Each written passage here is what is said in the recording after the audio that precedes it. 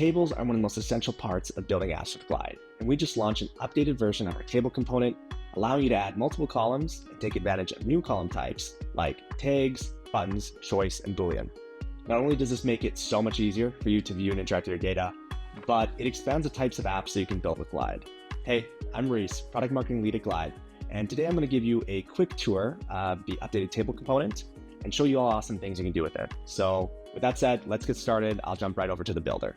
Okay, so here we are in the builder in our demo app, and you can see that our new table component is in action, powering an employee portal.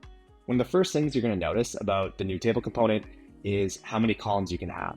So it is now finally multi-column. You can scroll over, you can have dozens of columns, so you have tons of space to organize and display your data. Now, let's talk about some of the new columns we can use. The first new column type we'll go over is the link column, and this allows you to turn the data in your column into a clickable link so you can easily link out to external pages. In this case, it could be an employee's LinkedIn profile.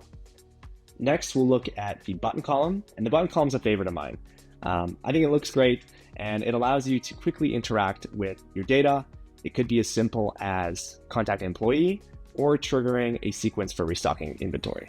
Moving on, we have the tag column, which is perfect for visually categorizing your data. You can use this in tons of different ways.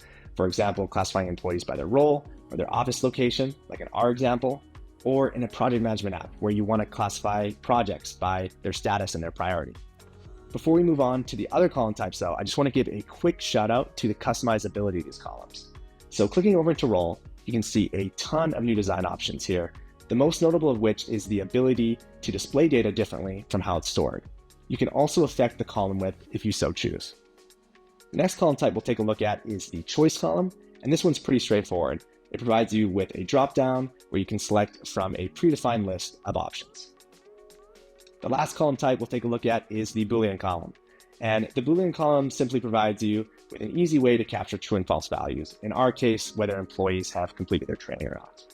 So these are all the new column types with our latest update.